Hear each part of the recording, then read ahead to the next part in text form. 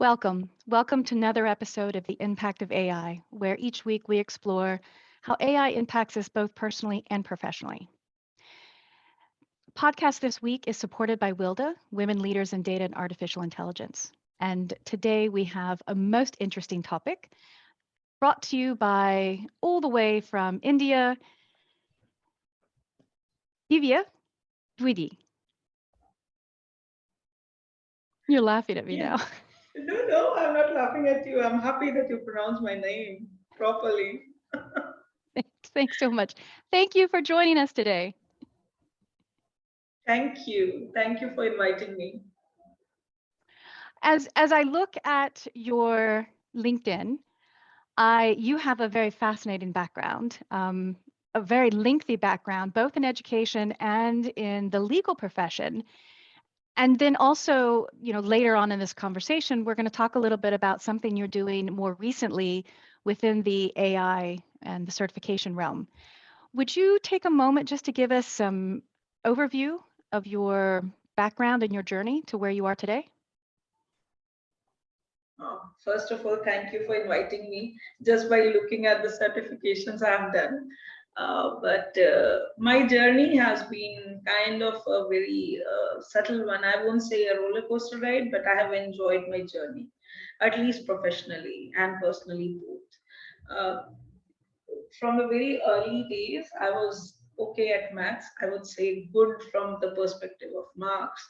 So I ended up in engineering, and that was the time when India just started to have AI understanding. So for me, AI was neural networks at that time. But later, since AI winters arrived, so we did not have much to do in that.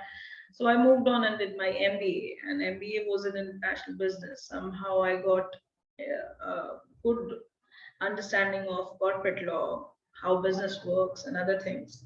But that prompted me to do more of social work rather than corporate work. So I moved on and started my NGO. It's a very small one, but we try to make people aware about their rights, especially in health rights, how legal rights work, what they can do best to promote their life in a better way. We do all the kind of awareness camps, especially with relation to women and children, because they are the most vulnerable, considered that they do not get all kind of uh, knowledge, I would say, though they get the education, but then the kind of stream they should choose.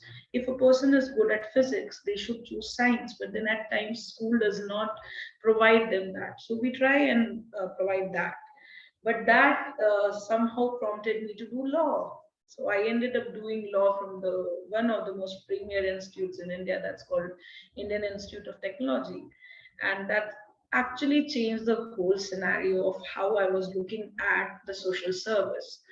That was very specific about intellectual property rights, then artificial intelligence, and how human rights around AI works. And that actually gave me a way and understanding as in how to move forward and do something in technology law. So I still do my social work, but I do it through technology help. And that was the thing which gave me an opportunity to interact with so many international people. And one of them is For Humanity. And For Humanity is the one which provides AI audit certification. And that's one which you saw in my profile and got interested in inviting me. It is run by Ryan, and he's one of the most humble people I know. He actually makes everyone join this particular For Humanity group and make sure that everyone is actually being taught in the similar manner, so that whatever we understand from our geography or from our culture, from our diversity, we can put it in. And AI audit, I would say, is a very simple concept. Like audit is for tax people, but to explain it, I think Ryan would have been the better person. I'm just his student, but I would love to explain that. That is one group which I work with. Another group where I contribute is MKAI in UK. They are kind of a huge inclusive community again for artificial intelligence, and there we can talk about n number of topics. One of them is my kind of favorite is how AI and gender equality works, how AI and spirituality works, how morality will affect AI. So all these topics are quite fascinating, and not everyone likes to talk about. But then these are the groups which actually help me think in a very diverse manner. Like this certification gave me an opportunity that you called me for a podcast. I was fascinated. There are other groups as well, and one of them is CAIDP. It's in US. It's run by Mark and I'm sorry, Marv. Marv was there. She invited me for a fall session. I did that. That is for Center of AI and digital policies, and they talk about AI governance. Best part of that group is we get to read so much. We get a huge perspective as in where AI governance is moving towards, how digital governance can be taken care of, and they do a lot of proposals for governments as well. So I got to learn from them as well. So I have been learning a lot, and that's what is making me contribute to the society as much as possible. That's my small journey which I can share with you. Oh, that's great. Thank you. You're quite busy. I'd like to just step back briefly to your current role, the one that pays the bills. You are an advocate for the Supreme Court of India. You've been doing that for about 3 years now. And the reason I want to step back is because the influence that you have going forward is a consolidation of this legal background that you have combined with your passion and the education that you have with AI. So let's talk a little bit about are there AI types of litigation that you're involved in? Are you starting to see No. more of this coming through the courts? Not yet. Not yet? We expect it to happen sooner, but then what pays my bill is mostly intellectual property cases, especially patent drafting and stuff like that. Stuff like trademark filing and copyright infringement cases. All those cases are there, but AI is just picking up. So cases related to AI infringement or related to AI is not coming up yet in the courts, but then AI patents definitely are working. So I've been working on some software patents which are related to AI, but not developed by AI like it happened in South Africa or Australia or even UK. So we are still waiting for those, but this definitely helps me. And paying bills is quite easy when you are sitting at Supreme Court. And with the grace of God, I do have my seniors to help me with. I usually do the drafting work for constitutional law cases and other stuff in court. You mentioned a moment ago AI in software. So here in the States, we call that, particularly if it's in healthcare, if we have AI that's being infused in digital imaging, then we list that as software as a medical device, where the Mhm. AI is inside the technology of that imaging. Is that what you're referencing? Something Not similar? exactly. I, Okay. I have not yet drafted that kind of patent. What Hmm. I have drafted is more related to some stuff which AI has developed, say some kind of development which it has done for a mechanical work or for a sphere. Say, I can give you a small example, like if there is a nut and it has been developed by some artificial intelligence programming, that kind of development of patent I have filed. So that is the kind of work which I have done. Patent infringements in India are a little different from what happens in US. That is in very advanced stages. We are not at that level, but definitely we have a different kind, a set of cases. Like in patent specifically, the patent infringement in pharmaceuticals are quite different in India because we have very rigid patent regime. We do not allow any kind of admixtures to be patented at all. So if that doesn't happen, pharma cases will always be different from what is there in US. So that's what we see in India.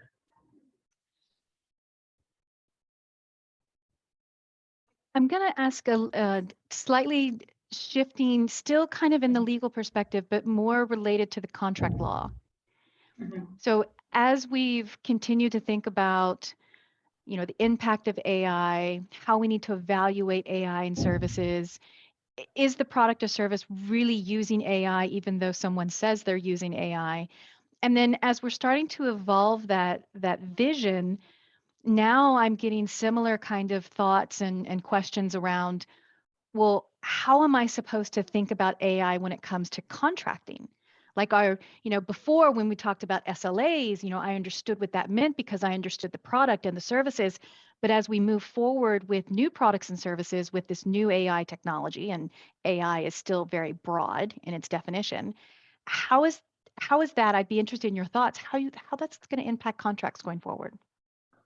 So I want to understand this aspect. Are you talking about the digital world, or are you talking about the smart contracts, if I'm understanding you right?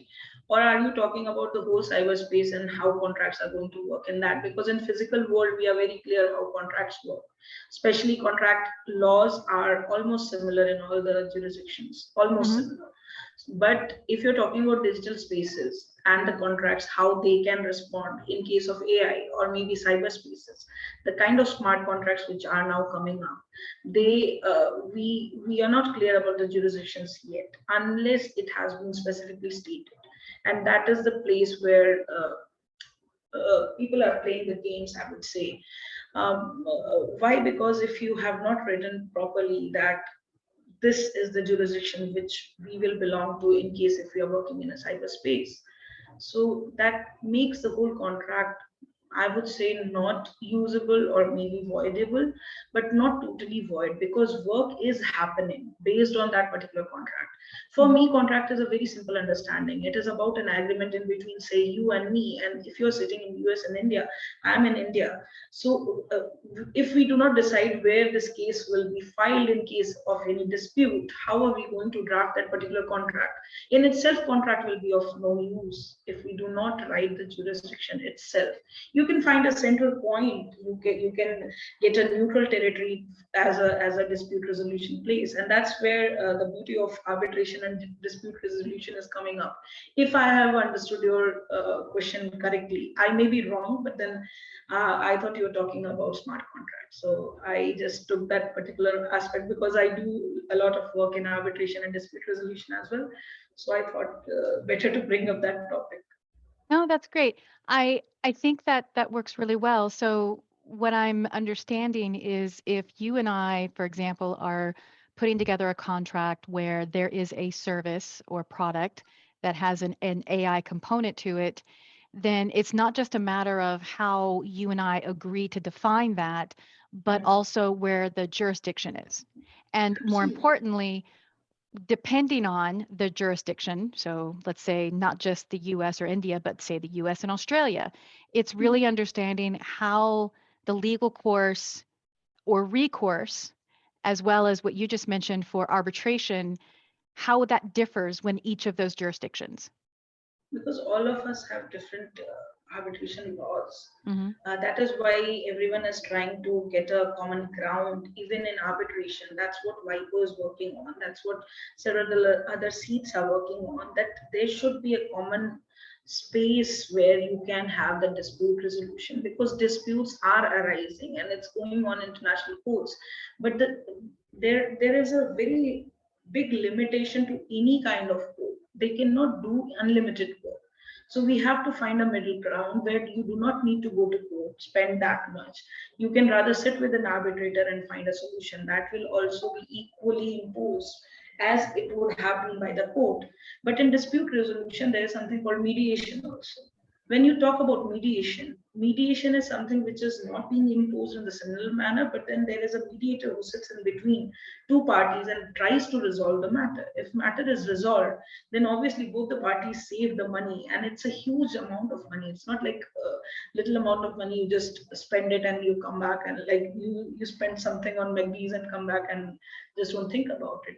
But bigger companies, bigger businesses, they do lose a lot of money when they go to courts. That's why probably all lawyers, they are now trying to push their clients towards either arbitration, and if not arbitration, specifically mediation, because mediation is one of the more cheaper aspects of I don't know if you have read about negotiations yet or not, but then I'm pretty sure you must have.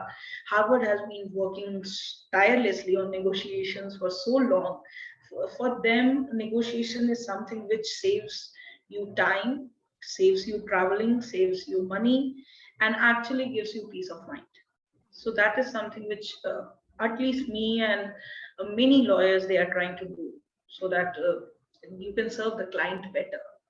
And if you are talking about AI, like even if artificial intelligence work is happening, if you're talking about two entities sitting in two continents, wouldn't it be better to resolve the matter through a mediator via Zoom call rather than flying down somewhere, finding a common ground, being there and spending even in hotels? I'm just giving a very cheaper example, but I'm trying to uh, differentiate in between the kind of investments which we used to have before COVID, which now we do not want to have after COVID. And this, I feel that this has impacted our lives in a very different manner, because after COVID, people have started accepting online meetings as they used to think about physical meetings. So it has become a little bit easier to convince them. I feel arbitration and mediation are the kind of upcoming field and absolutely helpful. At least you don't have to go to courts for that. That makes sense. It sounds like this is still very fluid, not just here in the US and India, but from what I understand, very fluid globally. I'm going to read to you something. Are you familiar with digital rights? Yeah, Okay. I have Would read about it. It's like it's a concept. It came around in 2014, 15, I think, if I'm right. right. So I'm going to read to you digital Mhm, rights, mhm, legal rights, allowing the individual to use, access, create, and publish digital media. And mhm, at the time, it was really specific around the use of the internet. mhm. But this concept has come up a lot more in its association with AI. So I was interested if you had some thoughts. Again, Okay. everything that we're talking about is emerging and fluid, but at the moment, you seem to be further along than some of us are. Oh my God. That's something which we have to understand before even we talk about digital rights. Hmm. Everything which we are talking about, like you rightly said, it's totally fluid and it's really upcoming. But digital rights is not something which is only restricted to that. There is something called digital rights management, which talks about even the infringement of intellectual property, which comes under that particular management. So if there is a concept of digital rights management, there definitely is digital rights which is accepted everywhere. Even in India, we do have privacy rights. They also come under digital rights. If we have a authority, a right to use internet, that means we have equal right to privacy as well. So frankly, if you see that particular umbrella of privacy, digital rights, for me, they come under that. Digital rights is not something which is very, very different. It's very common right which we are born with. Like now, kids are born with that particular right. They have a right to use the internet. The moment you have a right to use the internet, it has become a human right. Now you have a digital right as well. Usually people get confused. Why? Because they think that digital rights is something to do only with cyberspaces. No, Mm. if it is affecting your body, your brain, your whole thought process, it is affecting your rights as well. So kind of infringement of that particular right also should be taken in the same manner as it would have infringed the human right. So for me, digital rights have always existed since the time at least we have internet and most of the people have access to it. Earlier, everyone did not had that access, but then at least in India now, I can say more than 90% have access to internet right now, and we are the country which has the cheapest internet access right now. So all of us know how to use a smartphone and how to get and gain access to news and other things. So we practically are using our digital rights. And when you talk about writing on media like Twitter or other social media accounts, definitely that gives rise to what sphere you're talking about. But for me, digital rights will remain not that active in India till the time we have our personal data protection bill active. We only have Information Technology Act, which takes care of all our rights for the time being, but we are expecting our digital rights definitely by this year end. Hope so. So that's how India is. I appreciate you helping us understand that. Thank you. So if we now that we have this foundation of your background and the legal side of your journey, I'm going to shift more towards the present, where you've gotten back into AI policy. So, for example, you've got your AI policy clinic at the Center of AI and Digital Policy. You've gotten a lot of other volunteer work that you're doing in the space and combining the two passions together. But more specifically, there's this recent certification in AI auditing, and I would love for you to talk a little bit more about that. Okay, so for that, I'll have to explain what For Humanity does. Okay. So let me give you a little overview about what For Humanity does. Hmm.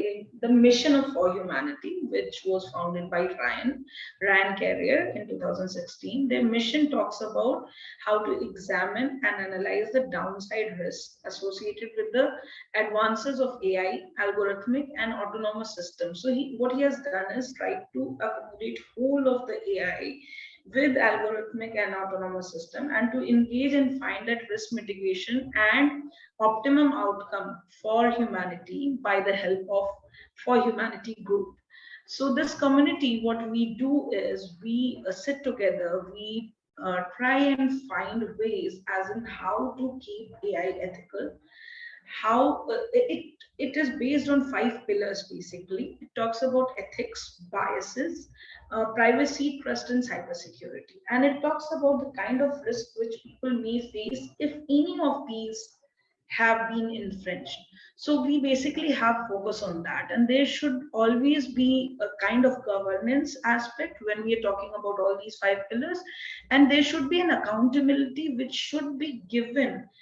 For us, accountability will definitely come from what we talk about in audit systems. If there is an independent audit done for that particular system, trust definitely will be gained by the public, for the public, and by the people who are auditing that particular system. So that's where this particular aspect of independent audit of AI systems came into picture, where it's not only him, it's a whole group which talks about all these things. And what I understood from AI auditors, the kind of audits which we do, what they do have three characteristics basically, where they are to be done by a certified practitioner. It should use some third party or independent audit criteria. There should be no oversight by the people who are being audited. The auditee should be independent and should not have any bias. And then the kind of relationship that auditee has with the auditor, because if I know the auditee, there is a possibility that I will become biased or there will be some discrimination, because I know that person. If I have a belief that that person is very trustworthy, I'll always show that audits are being trusted. But if that person, I don't know the person and I'm being their auditor, I'll be non-biased. So that approach is what For Humanity has been talking about. And when I was doing the certification, my basic understanding for AI was okay, but then audit definitely got very enhanced. And now we are looking forward to 3 4 more certifications. Hopefully we'll get that. Here what happens is the audit criteria, it should be binary to become effective. What exactly is binary criteria? There should be no ambiguity, there should be no doubt, and there should be no uncertainty. So when all these things are being taken care of, then definitely you will gain trust, and that trust will give the rise to proper audit results. And since we talk about audit of humans or their companies, similar way For Humanity, we are talking about this AI systems audit. And once that is done properly, if AI system in itself is audited and it is trustworthy, it becomes more trustworthy for the people, we gain that particular trust. So this is what AI audit in the simplest word possible. But other than that, there is a 5 week course. Everyone is welcome to join it. You can always do it and give an exam and test how good you are at it after that. And there are two more courses which they propose. One of them is GDPR related, it is about UK GDPR bill. And then there is a code of ethics for children, as in how AI is affecting children as well. So you will definitely get a lot of aspects on For Humanity website. If you want, I can share the website as well, and you can enjoy as many classes there. And everyone is welcome to join For Humanity. Thank you. We will definitely make sure that we get those links out when we publish this. The the type of audits you mentioned auditing the systems. So if I walk through a typical process, we've got the collection of data, we've got the segmentation, the cleansing, the transformation, the segmentation, the labeling of the data. Then it typically shifts over into individuals who have built their AI algorithms, that they're utilizing that data, consuming it, and then they're testing it. And then at some point, it would eventually, go to production and be live for the public consumption.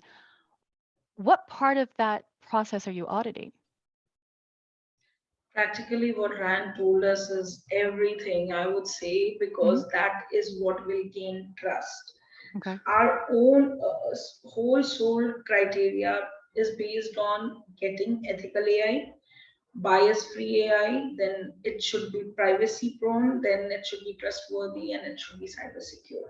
So once you want to gain trust, all the parts should be audited equally in the same non biased manner. And that's what I have understood. I'm talking about my Hmm. understanding. It's nothing to do with what Foyman has taught. But what I understood is we have to be very, very diligent when we are doing it, and there should be no cross between auditor, auditee, and the auditee who will be coming later.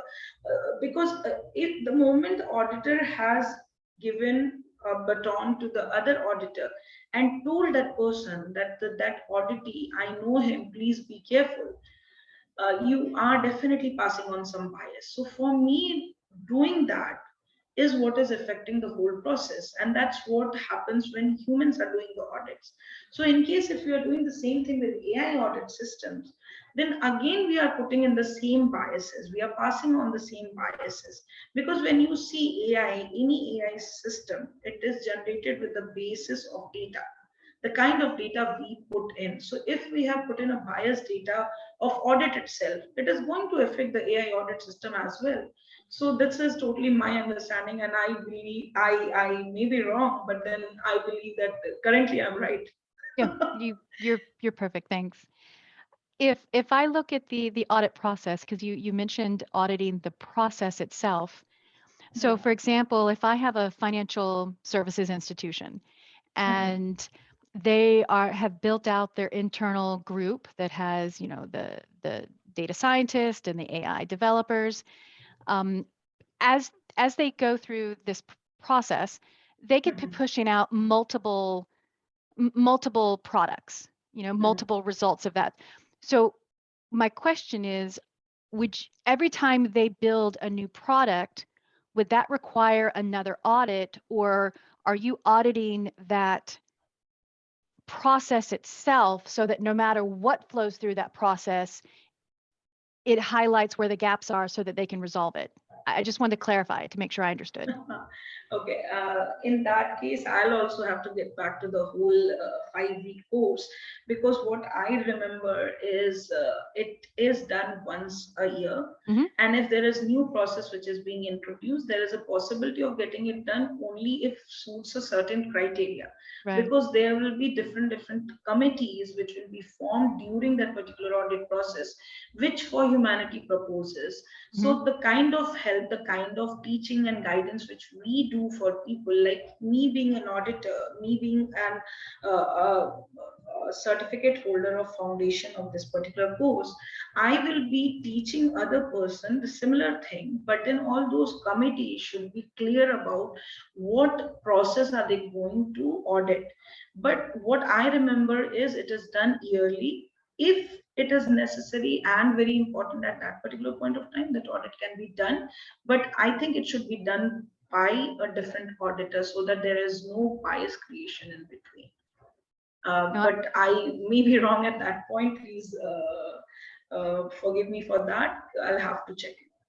no, that makes sense because if I apply that to my background, it would make sense to audit the process itself. And then it sounds like the expectation is with any audits, there's not necessarily an expiry date, but perhaps just like we have an audit, for invoicing, or, we have internal or external regulators that come in and do audits. In healthcare, we typically have every 5 years. Those processes are getting, so that completely makes sense. I just want to make sure that I've asked all the questions that I could think of that some of the folks listening would be wanting to understand from you. No, please, please, even after this, if you want to shoot any questions, I'll be happy to answer after reading, of course, because Yes. I don't want to be wrong. So, You recently went to the AI Policy Clinic yeah. for the Center of AI and Digital Policy. Can you Mhm. talk a little bit more about your work there?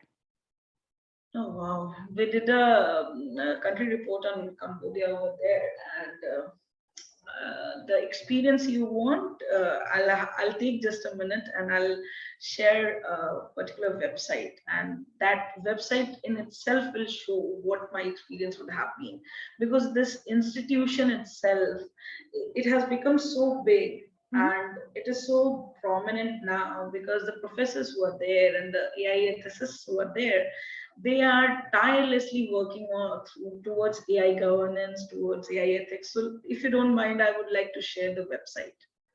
Yeah, so I can read off. So the Center of AI and Digital Policy aims to ensure that artificial intelligence and digital policies promote a better society, more fair, more just, and more accountable. A world where technology promotes broad social inclusion based on fundamental rights, democratic institutions, and the rule of law. This is an independent nonprofit corporation. The Center for AI and Digital Policy brings together world leaders, innovators, advocates, thinkers, and to promote established frameworks for AI policies, including the OECD AI principles and the Universal Guidelines for AI. Okay, so I'll talk about Mark Rottenberg. Yes. I am fascinated by the work which he does. He has Mhm. written so much about AI and how to make it more trustworthy, how to make sure that the policies are around it are more governed by privacy policies, by it should be helpful for the society for him. And what I have understood by doing all these things, I realize that even if you are making some policies, for the government is making the policies, they should be very clear about how is it going to affect the values, the society itself. What Mark talks about is mostly democratic values and artificial intelligence. And recently in 2021, they released a whole write up about it, and I'll just give me a second. Let me open that particular page because I do a lot of reading around them. And recently, I was doing this summer courses where they used to give everyone one paper which we had to present. And I was fortunate to do it on AI governance. That was also a very big learning experience. That was done by Dr. Lauren Kisselberg, and she is with Purdue University. And the concept which we were working on was again around digital policy and how AI works and how it affects the whole political scenario. Does politics affect AI? That also is talks about how social justice works, how AI is being biased, or how to take away bias from AI. So we have been talking a lot about it as well. But what I have learned from CIDP is basically the concept about AI governance. How governance will affect AI, how much we can govern AI. Should we govern AI that much or not? And about digital policies, what they say is if you're talking about digital policies, this should include each and every community. It should be culture based, it should be demography based, it should be gender based, because more you are away from all these aspects, more you'll not understand exactly how AI is going to react. So that is what Mark, even Merv, she talks about. She is the one who introduced me to this. Merv Hickok, she is the senior research director and one of the most humble persons I have met. She specifically talks about AI ethics, and she is an AI ethicist. So, how ethical AI should be is what she talks about. So, I'll tell you what I learned from her. Mhm. Is I always had this chat with her around ethics and morality. For me, the moment ethics and morality comes into picture, spirituality also is somewhere, and spirituality not in sense of religion, but spirituality just in sense of attaining peace, attaining that particular moment where you are peaceful enough to think about everything and yourself at the same platform. So when I used to talk about this, that's time when she invited me to join this particular group, and we had a 3 month course, and there we presented the country reports. There were 12 points which we had to specifically check. I want to read those points to you, if you don't mind, if you Yeah, go have ahead. some time. Yeah. Yeah, just give me a second, Manish.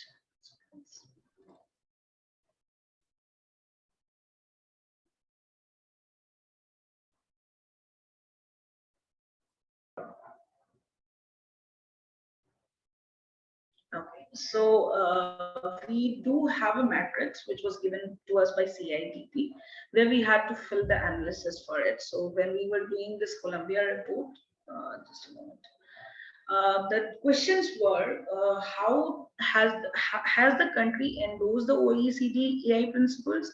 Is the country implementing it? Has the country endorsed the UDHR?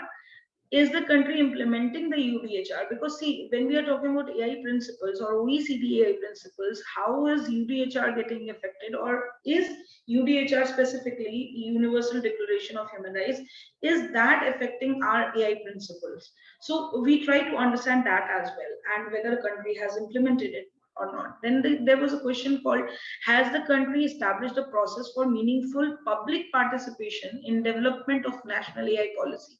This meant that if public is being asked when we are developing in any AI policy, has public been asked by the country? Because that also makes a lot of difference when you are developing the particular AI policy for the whole country. They should be involved. There should be questionnaires floated by the government itself so that they get the good answers or whatever answers public gives, because you cannot reach each and every person immediately. It is a long course of time, and India being a huge country here, this will definitely be helpful.